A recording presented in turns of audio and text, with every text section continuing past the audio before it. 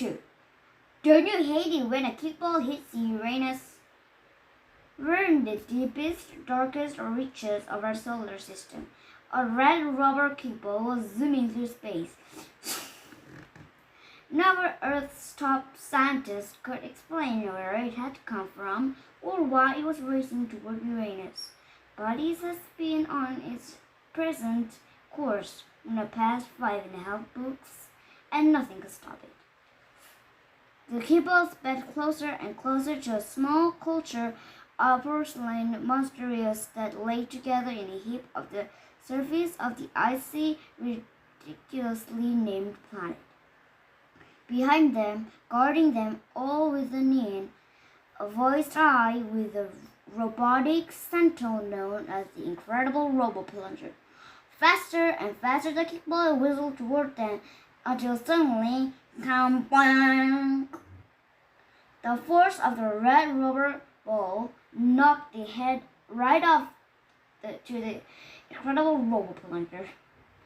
The deceptive defender darted forward slightly as photo-atomic transgabulating nectar-centric dynamite exotic juice drizzled out from his mangled neck hole and oozed slowly downward into the gaping mouth of the Turbo Toilet 2000. This was unfortunate because, as any robotics engineer will tell you, it's very important to keep photo-atomic transgabulating nectar-centric dynamite exotic juice as far away from evil robots as possible.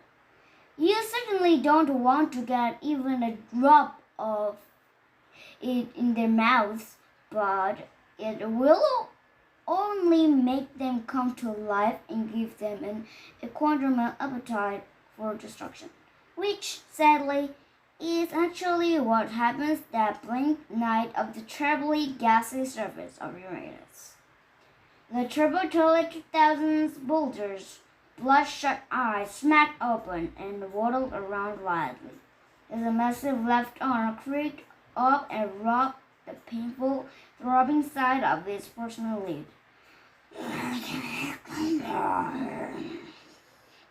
He said, looking around at his fallen allies. Clumsily, he squeaked to his feet, dusted himself off, and beheld the headless mess that once was the Incredible Robo-Plunger.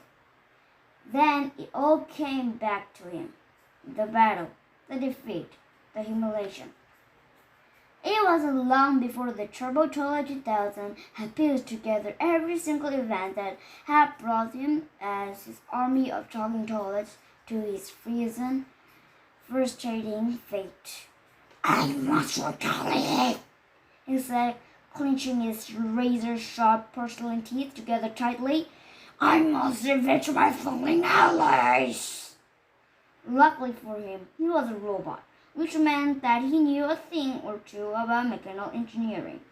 It wasn't take long to arrange the pieces and create a flying rocket scooter from the recycled parts of his arch-enemy.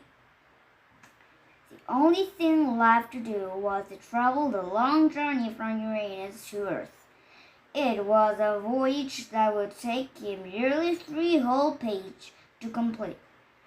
And when he arrived, he would wage a war against the good people on Earth, a war that would threaten the very founding of our planet. But before I can tell you that story, I have to tell you this story.